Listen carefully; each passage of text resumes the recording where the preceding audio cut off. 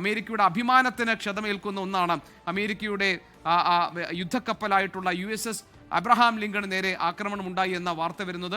ഏതാണ്ട് 90 യുദ്ധവിമാനങ്ങളെ വഹിക്കാൻ ശേഷിയുള്ള 5000-ഓളം അമേരിക്കൻ സൈനികർ ഉൾപ്പെടുന്ന ഏത് മേഖലയിൽ ചെന്നും സുരക്ഷിതമായി തിരികെ വരാൻ കഴിയുമെന്ന് അഭിമാനപൂർവ്വം അമേരിക്ക പറഞ്ഞുകൊണ്ടിരുന്ന the ship that will never perish, ഒരിക്കലും നശിക്കാത്ത അബ്രഹാം ലിങ്കന്റെ അദ്ദേഹത്തിന്റെ പ്രസംഗത്തിലെ ഒരു വാചകമാണ് ആ കപ്പലിനെ വർണ്ണിക്കാനും വിശേഷിപ്പിക്കാനും അമേരിക്ക ഉപയോഗിക്കുന്നത്. ഒരിക്കലും നശിക്കാത്ത ഒരു കപ്പൽ എന്നാണ് USS എബ്രഹാം ലിങ്കനെ കുറിച്ച് പറയാനുള്ളത്.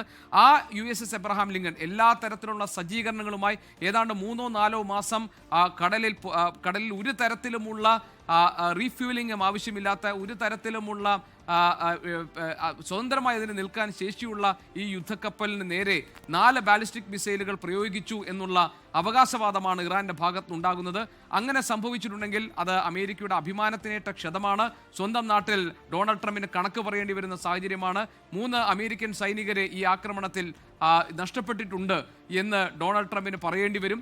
ഏതായാലും ഇതൊക്കെ തന്നെ സ്വന്തം നാട്ടിൽ ഡൊണാൾഡ് ട്രംപിന് കണക്ക് പറയേണ്ടി വരുന്ന സാഹചര്യം ഉണ്ടാക്കുന്നു. മറുഭാഗത്ത് ഇസ്രായേലിനെ സംബന്ധിച്ച് ബെഞ്ചമിൻ നെതന്യാഹുവിന് ചില രാഷ്ട്രീയ ലക്ഷ്യങ്ങളുണ്ട്. ആ രാഷ്ട്രീയ ലക്ഷ്യങ്ങളുടെ കൂടി അടിസ്ഥാനത്തിലാണ് അമേരിക്കയെ പ്രോത്സാഹിപ്പിക്കുകയും അമേരിക്കയെ സ്വാധീനിച്ചും ഈ ആക്രമണത്തിലേക്ക് ഇറങ്ങി പുറപ്പെട്ടത്. അവിടെ ഏതൊക്കെ തരത്തിലുള്ള നാശനഷ്ടങ്ങളാണ് ഇറാന്റെ ശക്തമായ പ്രത്യാക്രമണത്തിൽ ഇസ്രായേലിൽ സംഭവിക്കാൻ പോകുന്നത് എന്ന് പറയാൻ പറ്റില്ല. കാരണം അത്ര ശക്തമായ പ്രത്യാക്രമണത്തിലേക്ക് അയത്തുള്ള അലി ഖംനയെ നഷ്ടപ്പെട്ട സാഹചര്യത്തിൽ ഇറാൻ കടക്കുകയാണ്. ആര് പറഞ്ഞാണ്, ആരുടെ ഇടപെടൽ കൊണ്ടാണ് ഇനി ഈ യുദ്ധം അവസാനിക്കാൻ പോകുന്നത് എന്ന കാര്യത്തിൽ ഇപ്പോഴും അവ്യക്തതകൾ നിറഞ്ഞു നിൽക്കുന്നു. ഒരു തരത്തിലുമുള്ള ഒരു ബാക്ക് ചാനൽ ഓപ്പറേഷൻസ് അല്ലെങ്കിൽ ബാക്ക് ചാനൽ ഡിപ്ലോമാറ്റിക് ടോക്സ് ഒന്നും തന്നെ എവിടെയും നടക്കുന്നതായി നമ്മൾക്ക് വിവരങ്ങൾ കിട്ടുന്നില്ല. അങ്ങനെയാണെങ്കിൽ എങ്ങനെയാണ് ഇതിന് ഒരു അറുതി ഉണ്ടാകാൻ പോകുന്നത് എന്ന ചോദ്യം നമ്മുടെ മുന്നിൽ നിൽക്കുകയാണ്. ഈ മധ്യപൂർവേഷ്യൻ മേഖലയിൽ ഏറ്റവും പ്രധാനപ്പെട്ട പ്രശ്നം യുദ്ധം തുടങ്ങാൻ എളുപ്പമാണ്, പക്ഷെ അത് ഒരിക്കലും അവസാനിപ്പിക്കാൻ പറ്റാറില്ല എന്നതാണ്.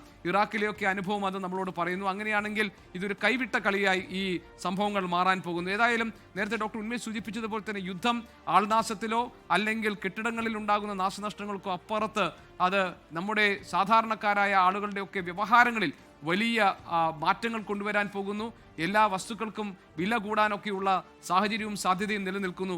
അങ്ങനെയായിരിക്കും അത് ഇന്ത്യ പോലുള്ള രാജ്യങ്ങളിലെ ജനങ്ങളെ ബാധിക്കാൻ പോകുന്നത്, ജനജീവിതത്തെ ബാധിക്കാൻ പോകുന്നത്. ഡോക്ടർ ഉന്മേഷ്, അതിനിടയിൽ ഇറാന്റെ അവകാശവാദം അമേരിക്ക തള്ളുന്നു എന്നുള്ള വാർത്ത കൂടി വരുന്നുണ്ട്. ഈ USS എബ്രഹാം ലിങ്കൺ ആക്രമിച്ചു എന്നുള്ള റിപ്പോർട്ട് അതിപ്പോൾ അമേരിക്ക തള്ളുകയാണ്. മിസൈൽ കപ്പലിൽ പതിച്ചിട്ടില്ല, നാശനഷ്ടങ്ങൾ ഉണ്ടായിട്ടില്ല എന്നാണ് അമേരിക്ക ഇപ്പോൾ വിശദീകരിക്കുന്നത്. അതിന്റെ കൂടുതൽ വിവരങ്ങൾ വരും മിനിറ്റുകളിൽ തന്നെ വ്യക്തമാവുകയും ചെയ്യും.